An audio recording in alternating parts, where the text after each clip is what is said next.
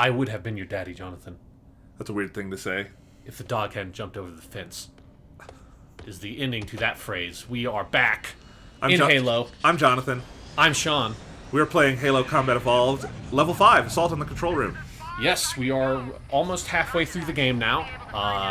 And I Would Have Been Your Daddy is the name of the skull that it gets introduced in Halo 3. yes, it is. Yes. One of my favorite skulls. I believe it's supposed to come from a joke that the composer Marty O'Donnell would tell around the Bungie office back in the day.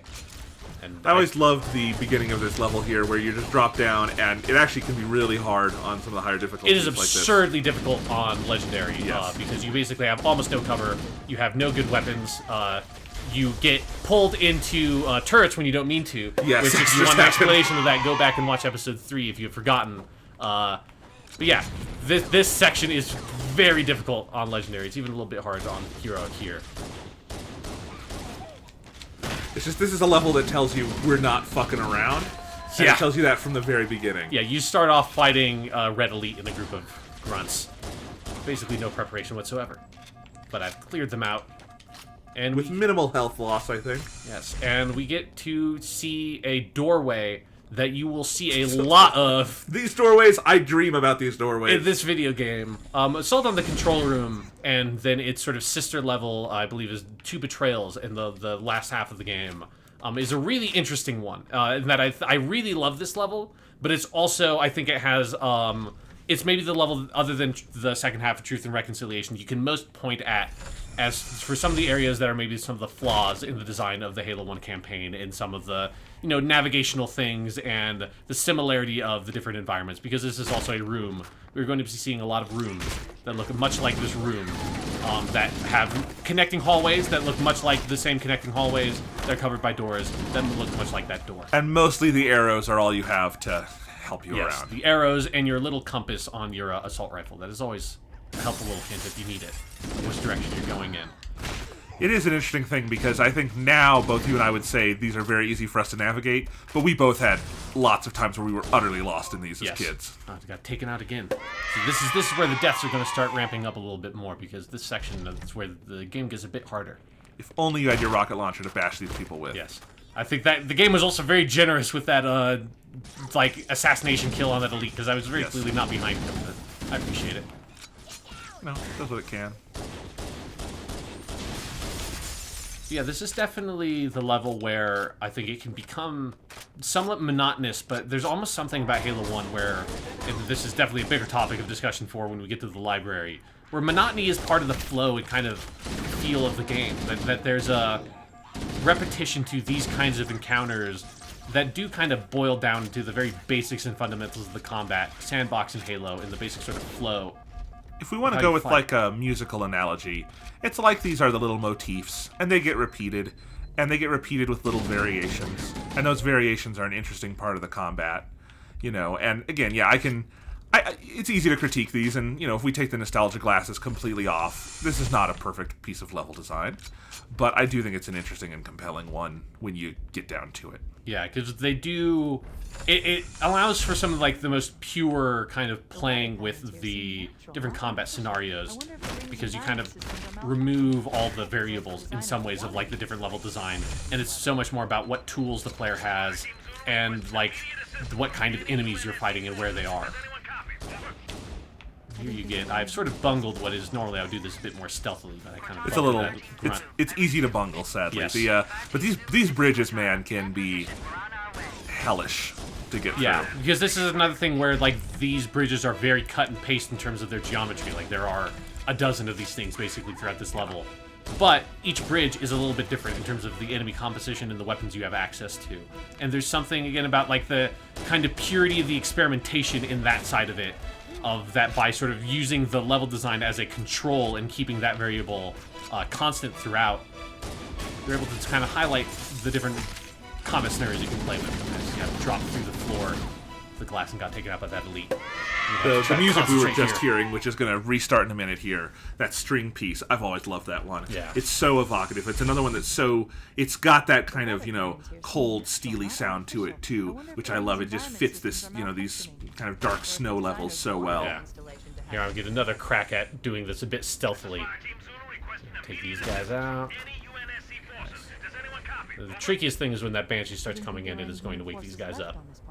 Now see, I feel like I need to be quiet in the real world while you're doing this, and then I realized, wait, the game characters can't hear me. Yes, no, that's fine. You could scream if you wanted, they wouldn't react. I would not appreciate it. The audience wouldn't appreciate it, but you could. I was gonna say my dog wouldn't appreciate it. She was sleeping over there, but she's gone somewhere else now. Oh man, I got to have that Banshee immediately. All right. Take 3. Yeah, the vehicles in Halo 1, very powerful. Very powerful. Yeah, and it's kind of interesting the way they have it set up, where the Banshee and then the Ghost, this is also the level where you're first introduced to the Ghost later on. They're destructible in a way that the human vehicles are not. So you can just take out that Banshee by basically just sinking a bunch of bullets into it. But it's a bullet sponge. It takes some. Definitely is. But there's something delightfully absurd about just standing back here and popping him with a bunch of pistol bullets and just watching him explode, as if it was like the ending of Saving Private Ryan, but the time Hank's character actually blew up the tank by shooting it with his pistol.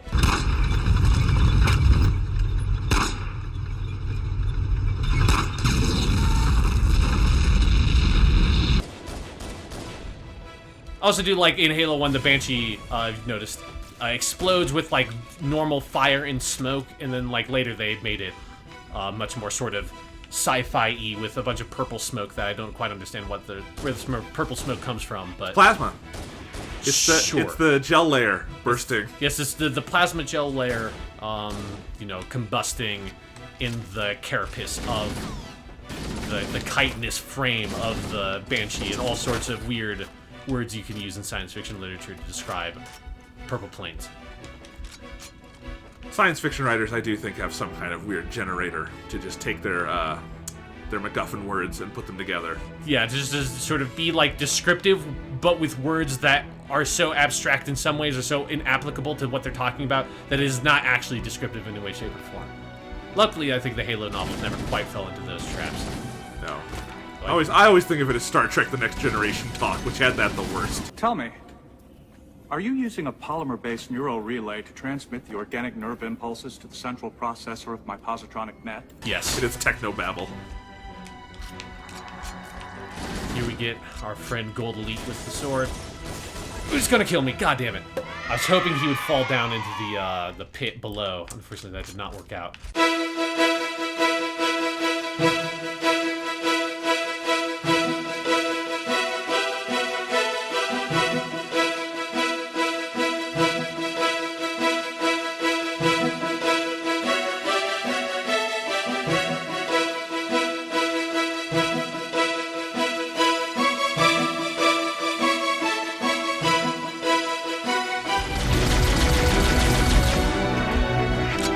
God, I love this music. Yeah, it's a really great track. We have that Gold Elite is coming through that door that just opened.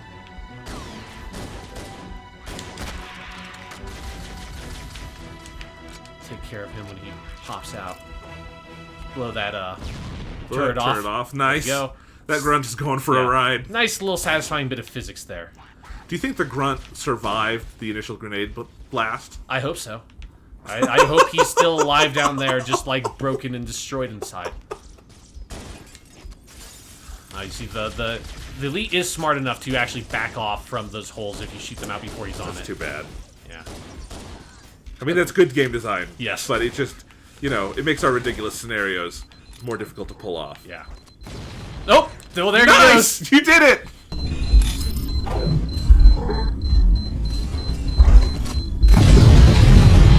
That's great. You know, it's the beauty of the Halo sandbox is you never quite know what's going to happen. Even after all these years, it can surprise me, like the Elite dodging that grenade. Diving right off. Diving off. I have managed to, I don't think not in that exact way, and I don't think it was this guy, but I remember one time playing through on Legendary, I managed to get rid of an Elite by having him fall off the bridge, but they had so much health on Legendary that he survived the impact. And you could see him, like, by standing up here, you could zoom down and see him just standing there staring at you. He has a hell of a grudge. Yeah. I thought you were going to say, like, you got later into the level and there was an extra Elite. No. Much. I think by the time I got back down there, he had despawned, basically, because it had reloaded that section of the game. Yeah, you can see him down there now. Nice. Not alive anymore. And I've used up all of my pistol ammo already. There's definitely this level, like we said earlier, it really just throws you straight into it. But it is a lot of fun. Let's get that. I remember when the Master Chief Collection came out, and that's when I got an Xbox One, was to play this, and this was a level I kind of turned on to try, and I was playing it on Legendary. Oh, yeah. And this, like, if you're not ingratiated in Halo, and I mean, like, you've been playing it recently, you're not going to get anywhere on this level on Legendary. Yeah, you definitely need to ramp up the difficulty. Yes. Like, even if I just sat down now and played it on Heroic out of the blue, I'd have a lot of trouble with it. Yeah, it is a difficult level. But I'm going to try to use the Needler bit here and see what I can do with it after I take care of this invisible guy. Got him. Good work. This is tighter corridors, so you can appreciate that when the Needler works, it is a lot of fun to use. Yes. You get to put the fear of God in those little grunts. Yeah, it is definitely, it's a very good, effective weapon for clearing out the grunts. Having a lot of fun with that. Nice. Pistol. Yes, new pistol. They do a good job in this level of resupplying you pretty regularly with the weapons you need. And it's always, I love that at some point you're so far away from where, like, Marines normally kind of should be, that it's like they just have to sort of, like, vaguely justify the human weapons being in the game by having just, like, a couple of Marine corpses just randomly around. It's like, what were you guys doing? Yeah, like, how did you get here? So it's like, the deeper you get into the game, the more absurd it is how they have to justify there being human weapons lying around. Once the Flood you get there, I feel like the logic gets better. Yeah, you have a bit more of an excuse for sure. Have to try to keep. You know, it's worth thinking we're getting near the halfway point of this game. Yeah. And so we're going to hit the Flood pretty soon. Is Yes. it the next level? The next level is the first Flood level, so this is the last pure Covenant level in the game. And I think that's worth thinking about when you look at the pace and the overall arc of this game, that we're saying this level is really hard. Well, in some ways, it's a culmination. Yes. Because this is putting you to the test of everything you've learned with Covenant enemies. And then I do think the difficulty is going to ramp back down a little bit, you know, when we're kind of, you know, being introduced to the Flood. Yeah. And have a couple of Flood levels. And then we're going to get back around to having them combined, and the game will get very hard again.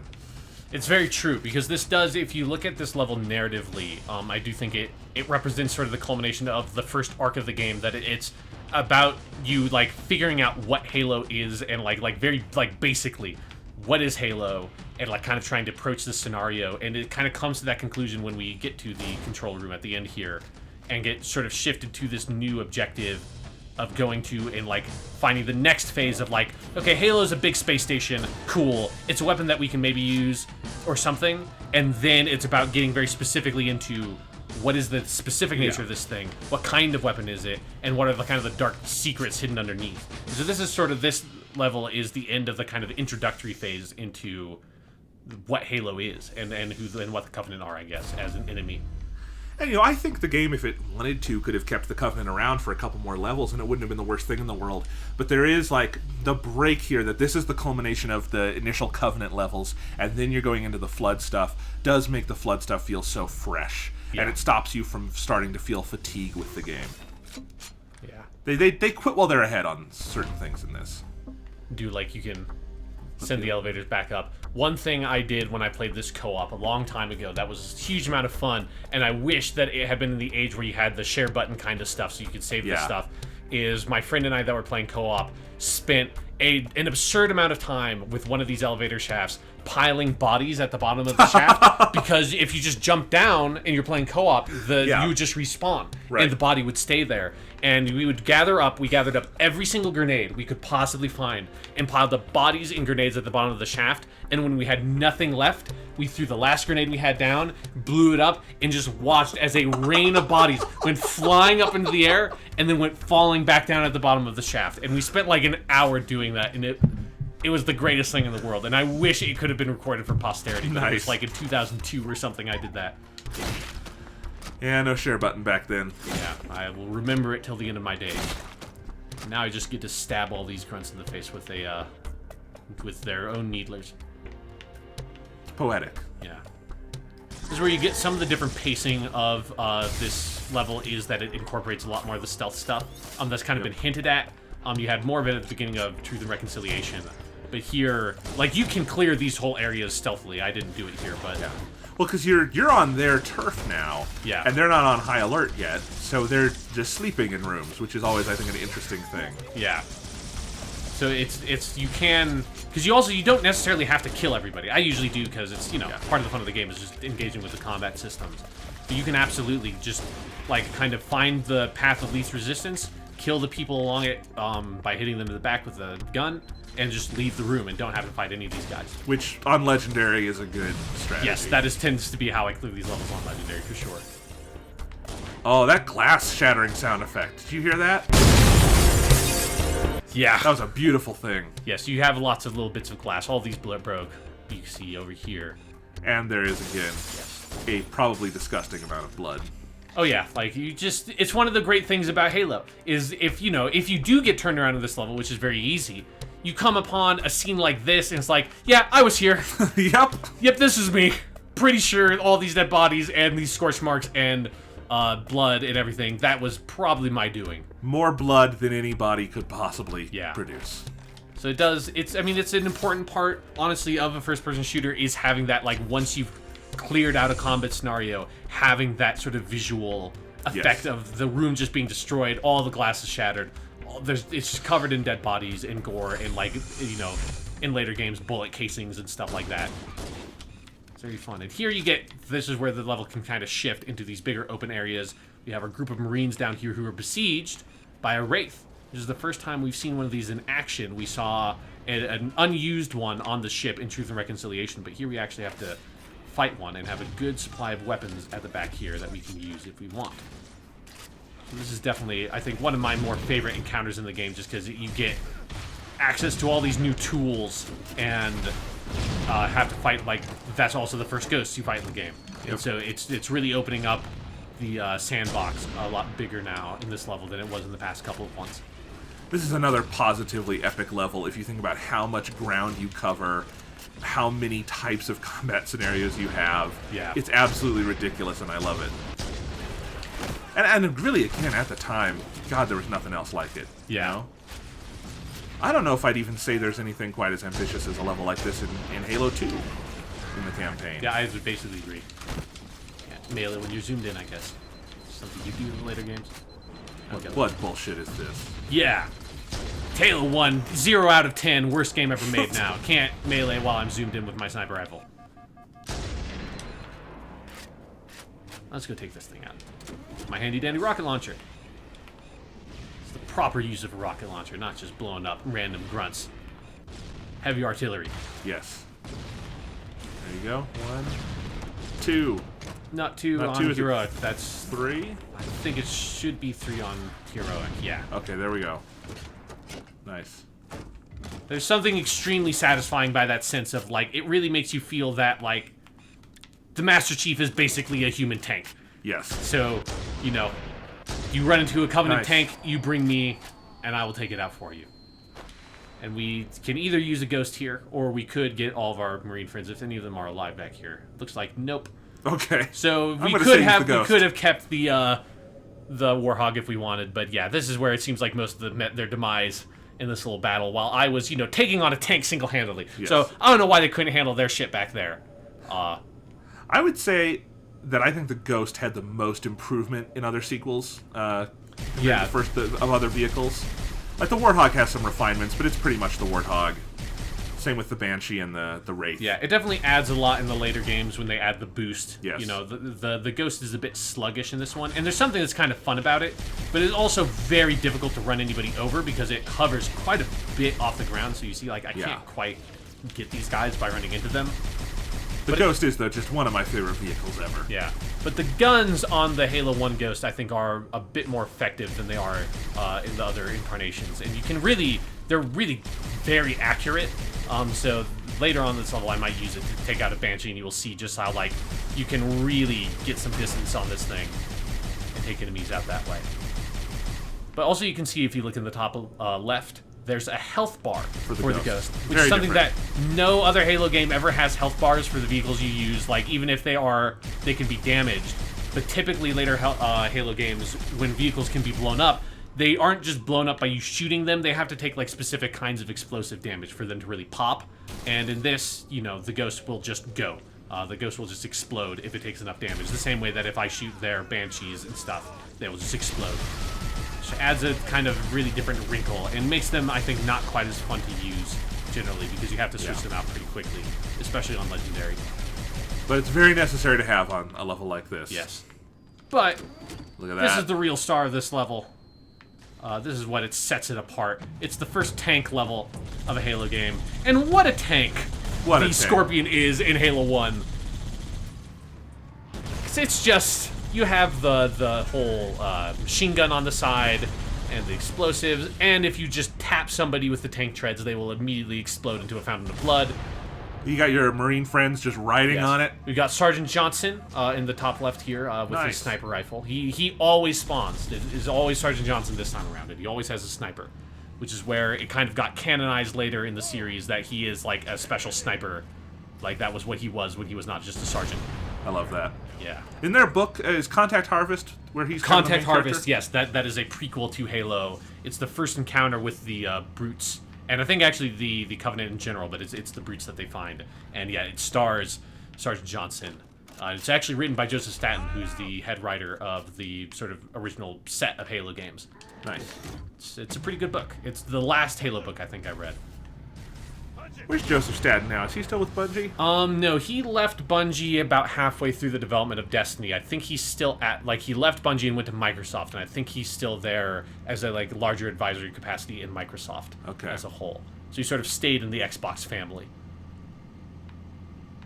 Yeah, he's definitely a very interesting personality if you're looking up some of the history of this stuff. He like Joseph Staten is the kind of guy you have to go to find where a lot of the humor of the Halo series came from. He's also the voice of the Grunts, so he's That's still awesome. And he still is. So he's all the way from this game to Halo 5. It is Joseph Staten running around screaming his head off. It is always interesting just to think about, you know, the principles of Halo development, you know, kind of where are they now? Because mostly they've kind of scattered to the winds in some areas, although some of them are still around at Bungie. Yeah, it is definitely Bungie's a pretty different beast than it was. Certainly, you know, the Halo 1 development stuff was very much that kind of classic, stereotypical. We lost. Stuck on a rock. We lost Sergeant Johnson, but oh well. He wasn't really Sergeant Johnson. He wasn't the real Sergeant Johnson. That's the one that sort of somehow survives. Yes. But yeah, the Bungie sort of development team was that stereotypical, like, a dozen 20-something guys in, like, a room. It's, like, basically like a frat, almost. Yeah. And, you know, just eating pizza solely and sleeping in the office and it just being, like, dirty and gross. It was, like, very much like that. And they somehow just sort of hit on something where their other games like Marathon were popular, but Halo was so much bigger. And their success at Microsoft just propelled them to greater heights. Almost died there, but did not. I do think as we think of some of these studios that have now been around for a while in the 3D era and have been evolving, I think Bungie has kept a good amount of its identity in terms of, you know, you look at Destiny and it does feel, that is a spectacular you just saw there the true effects of the chain effect explosion thing in Halo 1. That's what I was saying. Yeah. I do think the brand identity is still there, and clearly a lot of the same people work there. You know, it's not like some game studios where, you know... It's not like Valve has changed so much since, you know, the Portal and Left 4 Dead when they made all those. If they ever actually made another game, I don't think we'd even fully recognize it as Valve, you know, like... Or like Retro Studios down in Austin, who made Metroid Prime and then made the... You would never guess they also made the Donkey Kong games. Yeah. Because basically the Metroid Prime team left and things like that. Yeah, but yeah, Bungie, like, even though it has changed quite a bit, I do think it does have, you know, they still do their Bungie Weekly Update and that kind of stuff. They still have a good relationship with their community, even though, you know, those early Destiny times were a bit fraught.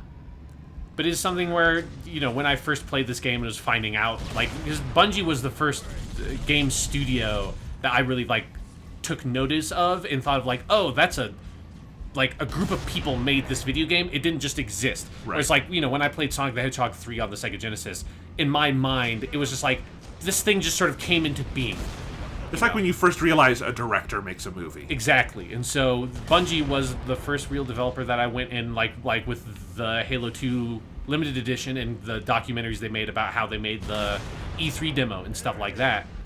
it really kind of like opened my eyes to the fact that there are people and personalities behind these games, and that it's something that like you can think of in that fashion. That leads us to like being able to do a feature like this and being able to think about these games critically. Yeah.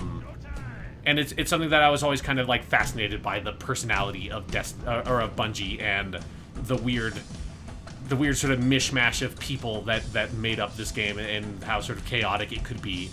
Because if you definitely look at some of those documentaries, you get the sense of that a lot of them are good friends, but they also, like, it was a group of very, very strong-minded, creative people that had a lot of, like, very intense arguments about things, you know, and that would lead to stuff like Halo 2 getting scrapped about halfway through its development and having to start over.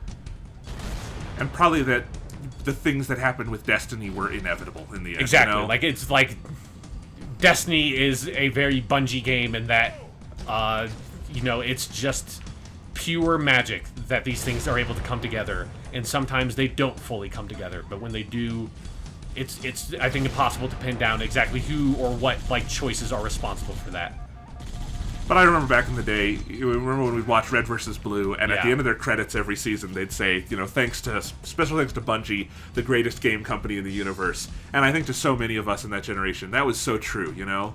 Yeah, they were Because much more visible than Yeah. other game companies were.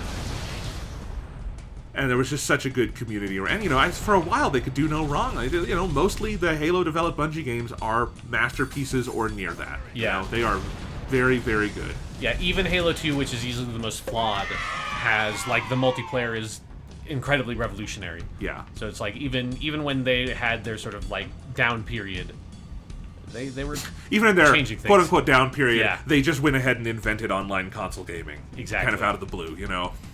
I think people forget Xbox Live was a thing, but not really. Yes. When that came out. It was a thing in name only. Yeah, there's a reason why when Xbox Live, the original version, was shutting down from the original Xbox, most people were playing a lot of Halo 2. There's maybe a couple people that were playing, like, Mech Warrior, because that had a dedicated fan base. I think at the time when they shut down Xbox Live on Xbox One, god damn it, on the first Xbox. Yes. I hate this title. Original Xbox. You know what I mean, though? Yes. I think for a while, I didn't realize they were shutting down all of Xbox Live. I just thought they were shutting down Halo 2. I don't think I had any awareness of other games that had Xbox Live on Xbox One. Yeah. On the first Xbox. And I think a lot of people probably felt the same way. I mean, it was the only Xbox Live game I played from the original Xbox. Yeah. Okay, I'm gonna have to focus in on this, because this is a harder section of this level. Okay. With the tank, you really need to take advantage of the reticle of the tank and kind of like lining up your shots from a distance and taking those turrets out. I've not been as methodical as I should be. Let me think of something to talk about here. Yeah. Well, one thing that's fun to talk about is I have probably waited a dozen times in my life for that moment where those elites overlap just enough that you can take them both out with one shell. I do love, I've done this satisfying. part of the game so many times, because as you say, it is so challenging, but it is also so satisfying to have the tank and be riding the stupid fucking tank around and just blowing, you have an endless number of shells, and sometimes you just take, you know, Hail Mary shots like that, and just like, see what you can hit. You're just fishing for it, and I love it. I also love the music at this point, if you can listen to that there. Just that constant percussion. It's so good. Whenever you're down in the caves, he tends to use these percussive elements. Yeah. And I love that about it. It feels good and so in keeping with the visuals here and the atmosphere. So this is one of the trickiest parts, is that those plasma bolts will take out your shield even when you're in the tank, which the logic of that, I'm not entirely sure of. But, you know, it's something you have to take into account with. It makes the Jackals pretty dangerous in this section of the game. You'd think his gel layer would be able to support that better. But not quite, no. I mean, the gel layer is behind the, you know, the titanium steel or whatever that makes up the Scorpion tank. Okay, let's go around this corner and see what kind of angle I can get on that bridge. You got a couple grunts right there. One thing that is nice about the Halo 1 tank is those little dots that count up that let you know when you can fire again. Yeah. So you time out your shots a little bit better. There's so many little visual details in this game like that, you know, you could play this game 5 times and never realize they're there. Yeah. But, you know, like you were talking earlier about the compass on the assault rifle, I know that's there. I never think about it. Yeah, it's something that... It's fun. Jeez, look at that grunt. Yep. Oh, buddy. I would not want to be these guys, you know? Just facing down a tank with nothing but a plasma pistol. Yeah. Which actually is not the worst weapon to have when facing down a tank, but... No, it's actually, I mean, it's a lot better than having a needler or a plasma rifle. Those poor elites. We've got a couple of hunters down here. It is a weird thing where we've been talking about how good the plasma pistol is in this game. It's a very weird inversion from later Halo games where you never really think to go to the grunts for the weapons you want to pick up. Like that's an elite. In this game, just ignore what the elites have. You're not going to use it. Yeah, no, exactly. The elites have like probably the two worst weapons in the entire game is the plasma rifle and the needler. Can't quite get this hunter out of his corner. It really is like fishing, like just if you were fishing with dynamite. Yeah. Just sending out these little seekers everywhere and see what you can get. Got some great glass sounds going on in the background. Yeah, there, you too. sort of like infinitely just break the glass on these with the tank treads, which is sort of a weird. Always felt like it was maybe a bit of a glitch or something. Yeah. That wasn't supposed to work that way. So you can really hear it. Because obviously they don't want you to fall through that. Yeah, so it doesn't actually break, Yeah. but it just always makes the breaking sound effect. Come on, Johnson, can't you hit those guys with your sniper rifle? Yeah, he's not really pulling his weight, is he? No. I think it looks like it took care of the hunters, so I should be fine. Pulling up here. There we go, he took him out. Got one to your left. Yeah, somewhere. there's one last guy over here. Where are you, buddy? Oh, there he goes. You got him. The simple pleasure of physics in video It's games. beautiful. It does so much. You know, it's like when you go back and play Half-Life 1 and there's not a lot going on in terms of the physics, and then when you that little jump up in Halo, it adds such an element. You know, it's just the ability to be able to do stuff like have all the grenades explode right when you die and send a tank flying halfway through the universe. I think we just got a checkpoint there, so we should be good past that area. Nice. And Rolling Thunder. Rolling Thunder. Ain't it ever. Saw that guy going for that ghost. Yep. No siree. There's a ghost standing perfectly upright. I did that on front. purpose. Yeah. You know, it's just a scorpion Trick trick shot. shot. Yeah, we're going to be putting a compilation of them together after the Let's Plays come up. You can edit that if you want. I don't know if I'm gonna want to do that. No, I think we've committed to it. That's Okay. It's just, yeah, I mean, you know. It's really sad there's not an achievement for that trick shot. I like how here the checkpoint notice is coming up on the passenger health bar, so it's hard to see. Yeah, I mean, I think they know that you don't usually have passengers around for that long. I'm actually Yeah. pretty surprised that Johnson's still alive, because usually he gets popped by a hunter in that bridge section. Hey, he's a fighter. He is, you know. Sticking with it. That's where if you want to find out the story of how Sergeant Johnson survived the events of the next level of this game, and it shows up in Halo 2, it is told in the Halo graphic novel, which is a fun little bit of... I didn't know that. Yeah, it's a little kind of like compilation of a bunch of different artists and writers kind of coming together and telling different little Halo stories. How does he survive? He just basically shoots a bunch of flood Okay. leaves. It's not. There's no dialogue in the entire issue. It's actually was drawn by a manga artist, which is Halo is typically not very popular in Japan, but there was at least one dude who could draw really well that really liked Halo, and Nice. so he drew that issue. Well, hey, only like 12 people are buying Xboxes a month in Japan, but you assume those people are into it. I mean, they must be.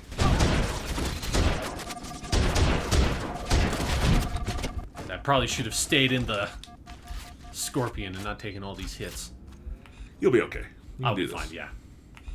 Although it helpfully just checkpointed me with one health thing, so that's always nice. That's the challenge. That's what you want. Yep.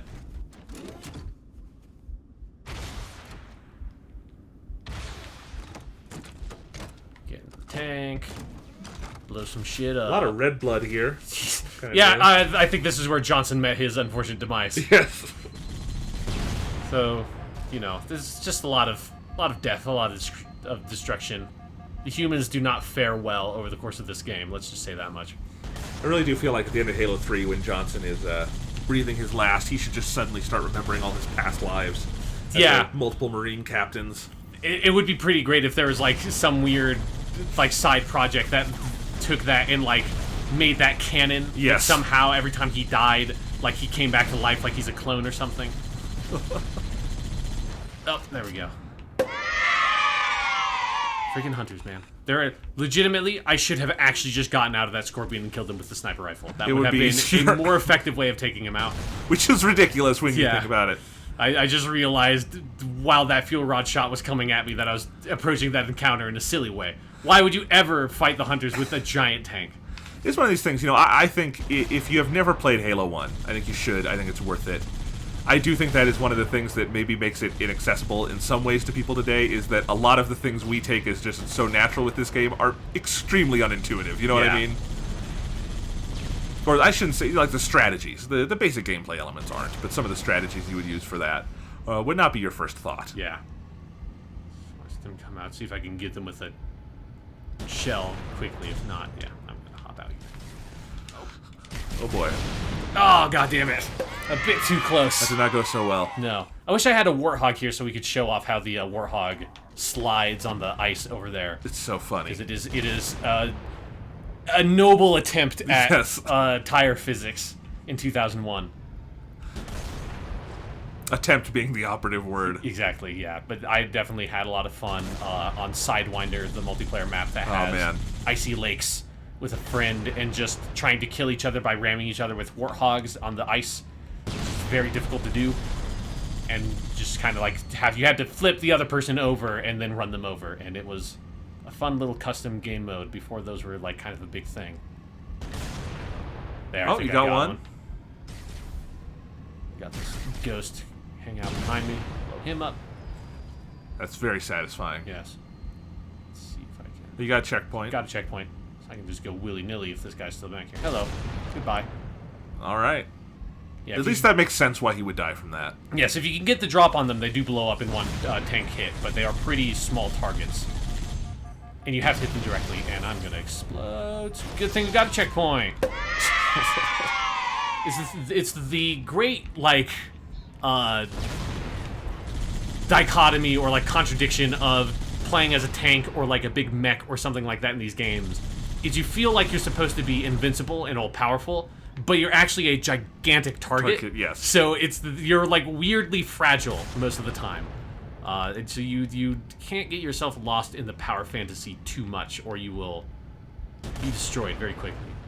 You ever just take the tank off the cliff here? Yeah, you can. But there's something satisfying about driving down the precarious snowy path here that is basically the same size as the tank, and then usually railing into these guys at the bottom if you're not being careful. But you can get a huge number of Marines on this thing, so let's just load this bitch up. Let's do it. Try to hope not to kill this guy, because he will die very easily. My dog just tried to lick your controller. Yes, yes, Phoebe just popped up. Hello, Phoebe. She wants in on the action. Yeah.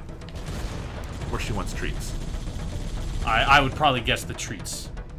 But, you know, who knows what goes on in the mind of a dog. Good girl. Took out those hunters. Here we go. This is the end of the tank section. Unfortunately, we lost a couple of Marines there, but... They had it coming. Sure. I mean, you always say that. You have some sort of weird vendetta against the Marines in this game. Those specific Marines had it coming. Well, if you read the novelization of Halo, Halo the Flood, you learn the full story of who those Marines are and where they came from. And it's not very interesting.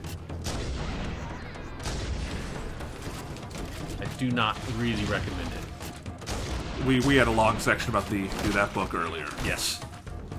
But it does, you know, it fills in the useful gaps about, like, why was this Pelican crashed on the ground? Because the Covenant shot it. I would never have guessed. There really is, you know, when you take a story like this and you want to fill in the gaps, you want to do it in the most obvious way possible. Exactly.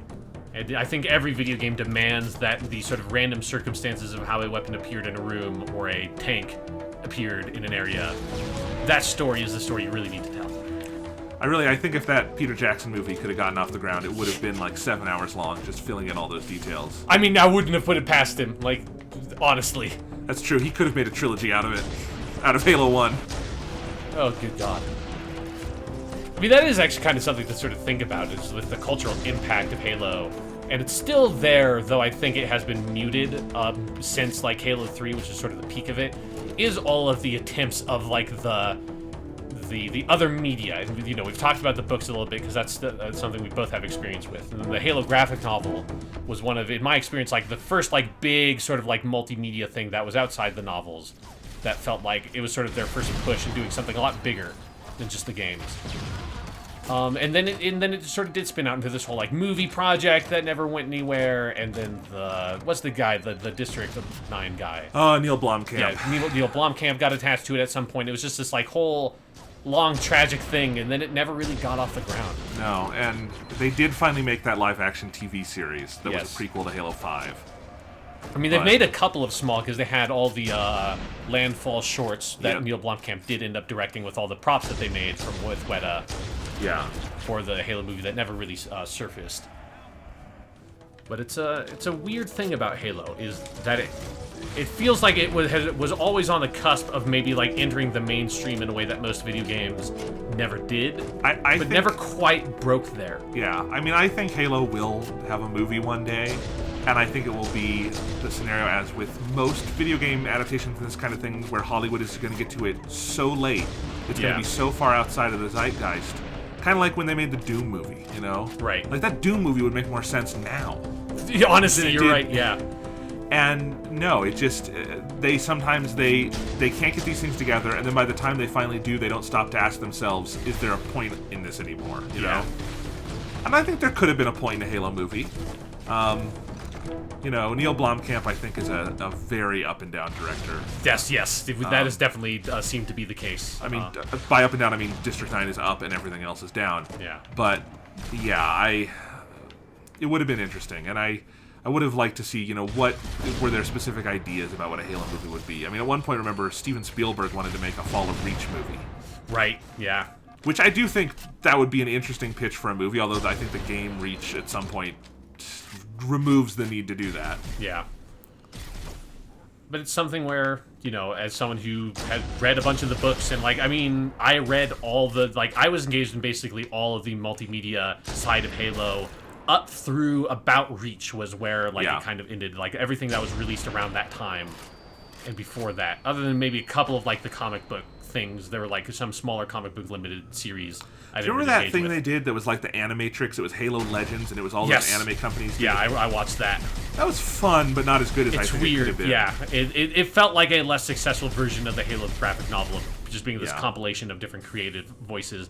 But it relied so much on, like, this Japanese side of things that, like, Japan never really took to it. I should not have gotten out of that ghost. You gave up the ghost. That life could not continue after you said that. I think that's a pun that works on several levels. I'm proud of it. I mean, sure, you can be proud of it as much as you want. Sean, be honest, it's one of the better puns I've made in my life. I mean, yeah, sure. It's in the top 10, maybe. Yeah.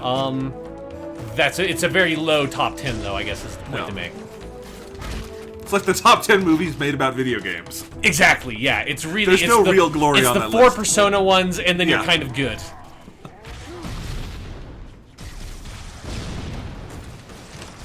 Can't wait until we do our live commentary on the Assassin's Creed movie. Oh God, don't. I don't want to think about it. We could do a Let's Play of Assassin's Creed 1 and make you play through that so you can see what Assassin's Creed 1 was like. Man, is that one on backwards compatibility? I'd have to check. I know they did too. I'd be surprised if it wasn't. Or they've just buried that game. There we go. Hitting the Banshee with the rocket launcher is pretty hard to do. It Nice. feels very good when you pull it off. That guy out. I believe there is a med pack that is down there in that door, so I'm thinking I'm gonna go grab that. It's a fun thing about having played this game a billion times is you have a good time. Although it might be in the second time you come through this level this year. This time, it's just an ambush. No, I love the grunt sound or the elite sounds there. Yeah. Oh no! Come on! God damn it! Having a rocket launcher and a sniper rifle is not always the most sort of versatile weapon set you can have in this game. But it's so much fun to use because everything you shoot, like, kills something in one hit. Yep. I can't stop doing it. Yes, but it's definitely the second time you come through that level, or this level, the med pack is there. The first time, as we just saw, there are a bunch of elites down there that ambush you. Let's see if I can get this ghost. Hey, Jonathan, he really died there. He did. Yeah. There's some sort of pun you could say. He didn't stand a ghost of a chance. God fucking damn it. And this is the point in the episode where Sean breaks my Xbox. Yeah, I'm getting there. But luckily, it seems like the ghost is clear. Usually it's coast. That's terrible. That's a truly terrible one. Yeah. Mine were rooted in cultural phrases that we're all familiar with. I felt like mine was a more clever bit of wordplay because it's not a phrase that you hear all the time. I mean, and it's not a proper phrase. You see, I took a rhyming word for the usual phrase, so I thought it was very creative. Indeed. I got a checkpoint. Shot that guy in the face. See, I'm getting serious now because I've died too many times on this level. No more. No more. No more. Exactly. It's time to just clean shit up. That guy. The Chief's very elaborate melee. Yeah, you think at some point he just sort of keeps it stuck on his hand that way if he's just going to kill all these guys, but, you know, he's always got to be at the ready to shoot. You know, the Chief does not talk a lot. He's a quiet guy, but I think he's got an ego to him. He wants to be cool. You know, he does like to show off. Just, you know, remember, Cortana's here the whole time. True. So she's in his head, so. Sexy robot lady. AI lady. She's not a robot. Yeah. Killing all these people is really just unnecessary, but Why not? they're evil aliens. I mean, they're probably really not evil when you get down to it, but or at least these specific ones aren't. But fuck them. Oh man, yeah, the Needler. It's such an ineffective weapon in so many ways, but it's so much fun when you do get the scenario where it works. It is. Let's see if I can blow a couple more people up with it. Nice. Well, and it actually can, if you're mixing this with that grunt funeral party skull, be an effective tool that way, because you only have to get one. Yes, and that it does sort of, you know, it can cause, I mean, even without that, it can blow up the grenades on the ground when they explode if you get enough of them, so it can be, again, it's not something that, like, you want to rely on most of the time, but there's just these moments where it can just clear an entire room in a second, and you don't really understand how that worked out. I'm imagining, like, you know, there are so many grunts in this room. They probably came up together as a unit. These are best friends. Yeah. They went to Covenant school together. You can see on the motion sensor there's one left. I could very easily leave this room, Yes. but I'm not. No. I'm not. Be cruel to that poor survivor. Yeah. He's never known anything else. None of these grunts have been deployed. They were waiting for their first mission, and then they just get fucking slaughtered. Yes. Very sad when you get down to it. You know, I had a lot of stress to work out from that previous section, so I feel pretty good. Feel pretty good now. There's something I feel very comfortable in this game when I have a plasma pistol because it is so absurdly powerful and efficient that it feels lame because you want the Master Chief to have this big gun to match his like big frame, but when you want to get serious, you want business done in this game, you just grab a plasma ain't compensating for anything. That's true. He's okay. And you do get to punch people in the face with this gun, so there's that. Pretty good. Reminds me of the Titan melee in Destiny. Just get that fist out there. Yep. If only the Master Chief had a throwing knife. So again, look, it's just I just killed this one guy, and look at this hallway. It's so absurd. The Anniversary Edition just can't quite capture this. No. I don't know. It looks like you murdered a family of jackals. It's like it's so much. I don't understand how or why they programmed. Look it at that those way. blood like clouds coming out of these guys. I've never seen another game program their blood effects that way. It's really just this one, and it's really amazing. There we go. Nice. Classic combination: plasma pistol and human pistol. You're unstoppable now. Basically. Let's read the grenade explosion. The sound effect did not play, but it did kill. Human pistol in hand. Time to get some headshots. Glass breaking everywhere. Yep. Yep. And of course you can hold this charge forever if you want. Yes. Yeah, they did not sort of balance that thing out where it would drain your ammo later. When is that introduced? Is that 2 or 3? I think it maybe is in 2. It's definitely in 3. Yeah. I know it also gets more extreme as the games go along. Yeah.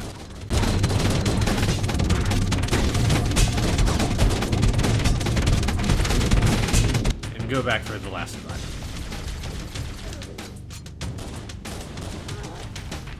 Nice. Yeah. You can really just feel that with the plasma pistol firing that thing that fast. It is... It's pretty great. It's just something where it's way overpowered. It's ridiculous in multiplayer in particular, but it's really fun. And there's something about me that doesn't always feel like fun wins out in the end. Just kill all these guys one by one. The Chief has a truly powerful punch. Yeah, really. You can just punch the life out of these things. There.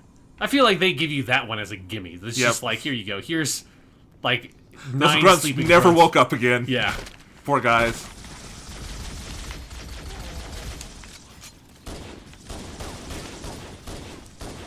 There we go. So this is a bit tricky because you have enemies that are on that other bridge to the right. This gets so much more complex on 2 Betrayals because, Yes. like, with each bridge you encounter in this game, they ramp it up a little bit. That first bridge was just straight to the end. This bridge is to the end, but with higher level enemies, and you've got another bridge. And eventually there's going to be hunters on 2 bridges. It really... So you can see what we were talking about earlier where, you know, this is, like, basically the exact same bridge. They just don't have the bottom part. But the encounter feels so different because you have this other dynamic of this other bridge shooting at you.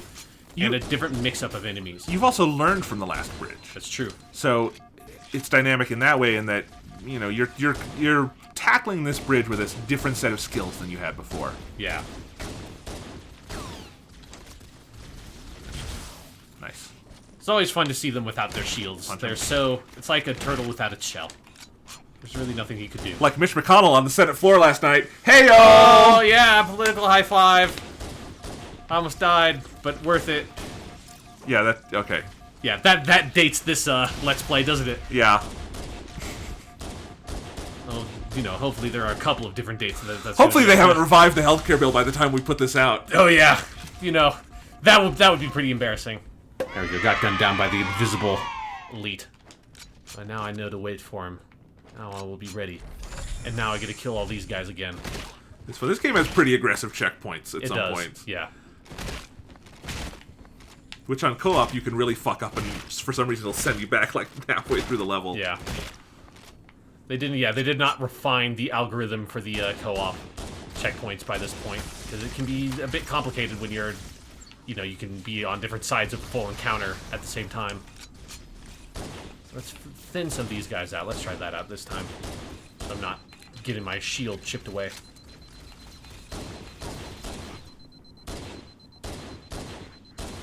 There we go. Man, that guy took a lot of bullets.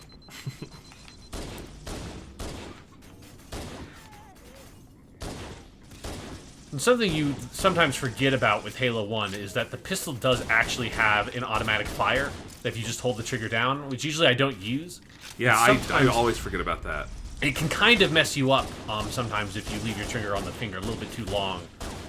Because the thing, if you let it do the automatic fire, it will decrease the accuracy of the bullets. You want to try to make sure you're spacing them out a bit more. You flew one of those guys over the edge. Yeah, I think that guy's good, well gone. See, and that's a good example where those jackals, like, you can kill them so easily, but if they drop in on you with one of those charged shots, it can kill you very easily. Remember about the invisible guy here. Yes, I know. He's coming down the way. I think maybe that door just opening was him. There we go. Okay. Hello, buddy. Nice. Not quite fast enough, my friend. Not quite fast enough. I like when the Chiefs encounters just end in a fist fight. Yeah. Really, the end of Halo 3 should have been the Chief and the Arbiter back home somewhere. Oh, you've got to be kidding me. All I wanted to see was where that guy fell. No! My hubris. My hubris in wanting to see the results of my carnage. Okay, from my perspective, not knowing what you were doing, it looked like you just decided to commit suicide. No, I slid off the edge. I just wanted to see when I threw that grenade halfway through the bridge. Like 3 guys fell off the bridge. I just wanted to see their bodies. That's all. That's all I wanted, game. I'm sorry. I know it was foolish of me.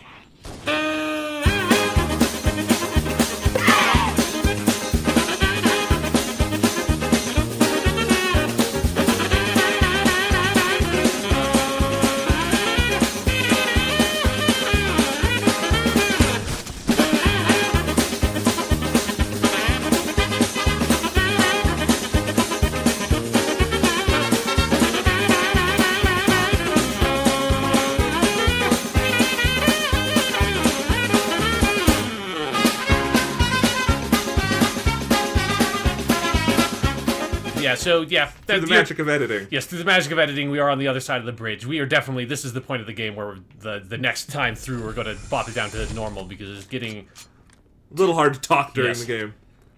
But it's definitely, this is where, they really ramp up the challenge. Like we were talking earlier in here, it is kind of the culmination of the Covenant-only section of the game. So they are throwing, like, everything in the kitchen sink at you in some of these encounters. Luckily, we get a little bit of a health pack there. It is something in general I think Bungie is good at in these games, and in this one in particular, is those kind of cascading waves of difficulty. Yeah. Which is, it's not a straight arc up.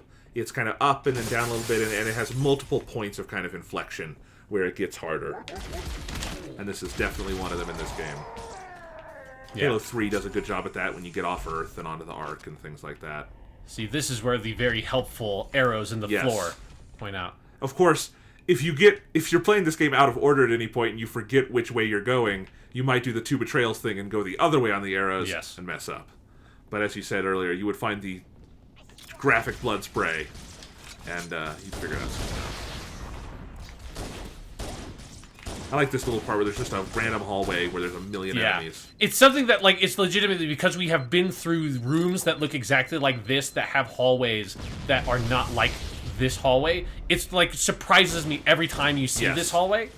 Because it's like, oh, this is different. What the fuck?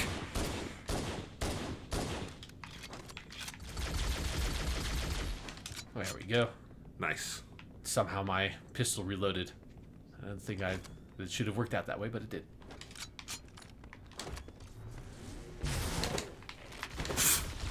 Nice. That did not go too smoothly. No, I was hoping that melee would have gotten him. That's one of the things of, the disadvantages of the non-lunge version of the melee is it can be a bit hard to when you're close up. Ah, there we go. That's a good grenade. Mass carnage. That's another good grenade. Man, the fragmentation grenades in Halo 1. They are satisfying, to say the least.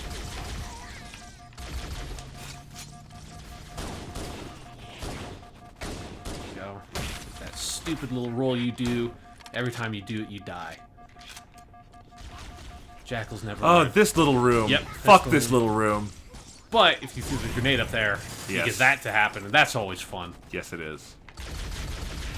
We were talking about that room in episode 1 of this series. Yes. Where we talked about the... What's the ship's name? Why am I forgetting? Pillar of Autumn. I don't know why I'm blanking on that. Sorry, the Pillar of Autumn, that there's a little room. Well, it's not a little room, but you come in and you're flanked on all sides, and it's so hard on certain difficulties. This room reminds me of that, but in a more compressed space. Honestly, you can just leave. I think, you know what? I'm just going to leave. Let them tell the tale. Yeah. This 8-foot-tall human in green armor just ran through and murdered everyone. Look, Sean, if you don't leave some of them alive, how are they ever going to know to call you the demon? Exactly. You leave some behind. Now we get the music coming in. Here we see another evolution of the bridge, is that now we are besieged by hunters. Yes. Which is by far the most effective use of the hunters in the whole game, because I can't just walk behind them and shoot them in the back with my pistol. They're too far away for that. Weirdly, for enemies that kind of big and lumbering, they are better as long-distance enemies in this game. Ultima! Love them. They're great sound effects. They are. I think it's really too bad that, Keith David is the arbiter. What the fuck just killed me? I don't know. Oh, it must have been an explosion from the hunters. Yeah. I was going to say, Keith David is the arbiter. Wonderful vocal performance. But I would love a version of Halo 2 and 3 where it's just an elite just doing the random sound effects and it's subtitled.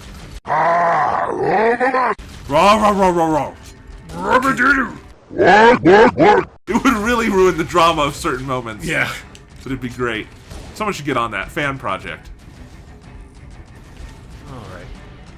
Yeah, you definitely need to kind of keep moving on this bridge, because if you stop...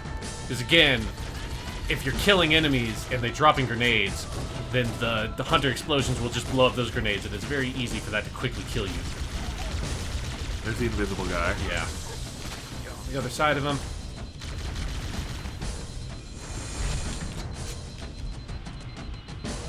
Alright, I don't know if I killed him or not.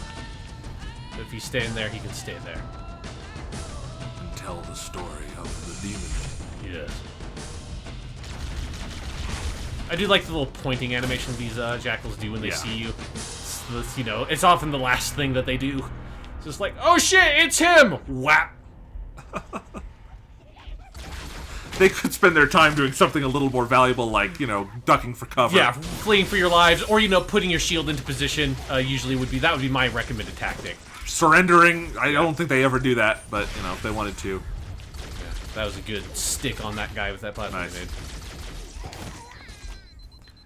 You kill those guys very fast. Yeah, it's one of the nice things about the pacing of this level is when you get deeper into this, they throw in some of those rooms where there are no elites, so you do just sort of, like, blow through them very quickly. Yes. And you get a good sense of momentum. Man, how much of this level do we have left? I think we're getting kind of close. I'll probably try to do the Banshee trick to skip a part of the level. That's it's fun to show, yeah. Yeah. Some people might not know about it. Yeah, but it's definitely, this is a long level, for sure. Oh man, but it's still just the core combat of this game is so well executed that I know you're sitting here playing it, and I'm jealous I don't get to. Yeah, it's just the little push and flow, the movement, the melee, the sound effects, like it all really culminates into something much bigger. It's, you know, it's much more than the sum of its parts kind of thing. Absolutely. See, I think there's some hunters in the middle there that I probably actually think about it do not need to kill if I do not really want to. I don't have a human pistol, so I might just skip them. Unless there's a pistol around here. Yeah, let's just go. Well, they never need to know you were there. Well, now they know. Oh, this is actually pretty dangerous, because if they shoot down this hallway, I will die instantly. I'm legitimately riveted right now. Yes. I think I'm fine, though. Okay, you made it. Yeah. Good work. Normally, I still have my human pistol at this point, so I would fight them, but I don't need to. And now I think this is where if I can get to that Banshee before anyone else, you can basically skip about a third of this level. You're gonna die. Yes, I'm gonna die, but you can do it. You can do it. So I'm gonna try to do it. We'll see how long this takes. Usually it only takes me a couple of tries. Gun that guy down. Don't get in there, Lee. Yes! I don't have to edit a crazy montage of you trying Whee! So yeah, this is technically the first time you can get the Banshee in the game. Normally you're not able to do that. Normally that red elite I fought gets in there. You can see in the later time you come to this level, you go up there to that platform. That's where one of the shield things are. Yes. So it's a fun little thing you can do to kind of get a preview. Well, again, this is, you know, we're pretty, both, you know, far before the open world genre would be established, but this does have echoes of that kind of thing. Yeah, just being able to skip big stretches of the level like that, it's fun. And it's fun that the game just sort of like lets you break that and lets you get into the Banshee. Like, they didn't program it so that you physically cannot do that. They're just like, yeah, if you want to get in there, you can get in there. It's kind of stupid, but go ahead. Yeah. God, this music is so good. Yes. Oh, this Banshee's gonna blow up. Yeah. Yeah, so the part that we skip by getting to this Banshee is basically just a series of some more of those rooms that we were already in. So I feel pretty comfortable We're good. just sort of moving past that. The thing we've said is more than we need to say about the Yes. nature of those combat arenas. Definitely very repetitive. Definitely one of the weaker parts of the game's design. But they're still satisfying. Fun when you're sitting there and playing. And I have to get the Banshee again because it didn't checkpoint. Oh, shit. Oh well, it should be fine.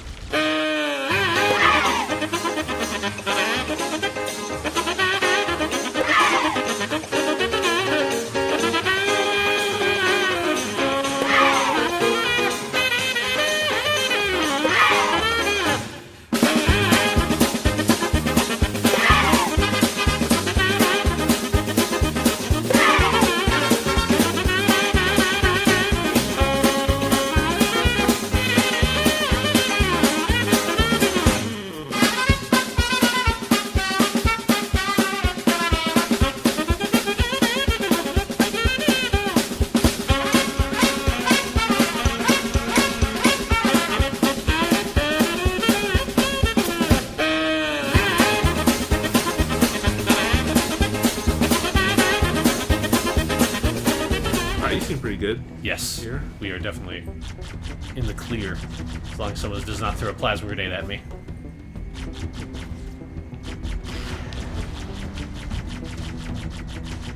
Kill that elite. Yes. Got it. You can clearly see Nice. this whole room is much easier to get through if you have access to this Banshee It is. than if you were trying to... Oh, on your own, this part is so Yeah. hard. I don't remember if there's another encounter in this room or not. We're about to find out. We're mostly done with the level, though. We have to be. Yes, this is the end of the level. Well, it was a hell of a journey, Sean. Yeah, it was. Even though we skipped some of it, but that's okay. That's the Chief's ingenuity. You get to see fun little detail that if you bring the Banshee in, it's still there. It's still in the cutscene. That's great. Yes, because the cutscenes are all in real time. Yes. None of that fakery. and we have assaulted the control room. So this is one of the longer cutscenes in the game for sure. Yeah. And it's a big old lore dump. It is. We're getting we're going to get a lot of information kind of about what Halo is, sort of in vagaries, and then we're going to go get 343 Guilty Spark and then have a come lot back more here. cutscenes. Yes, and have more That part. cutscenes and get more of this sort of the detail. It is most of like the exposition and lore is in this middle stretch of the game. Yeah. It's not really on either end because either end is sort of all action. That terminal, try there. You have to somehow jam our physical, like, flash drive or whatever that Cortana's on into a holographic panel. Yes. Don't know how those technologies interface, but Cortana is so much more sexualized in the modern graphics. it's true, yeah. She's just like an AI lady here, but another one's like just the it's proportions ridiculous. are yes, the proportions are definitely exaggerated in the later versions. Much more important. The Covenant were right. This ring, it's Forerunner. Forerunner, that is the first time we see that word. And Nice. oh, the forums. Oh, the forums of all the speculation about the Forerunners, and then of course it's that Yeah. age-old thing of it's a lot better when you leave it up to people's imagination than when you show them, Pretty much. you know, the didact or whatever in Halo 4. The Covenant And I like some of that a lot in Halo 4, but I think Halo 5 kind of proved there's a shelf life to that in terms of It's how just long you can take yeah, it. it's more interesting when that stuff is left vague and as part of your imagination than just digging so deep into it. Yeah.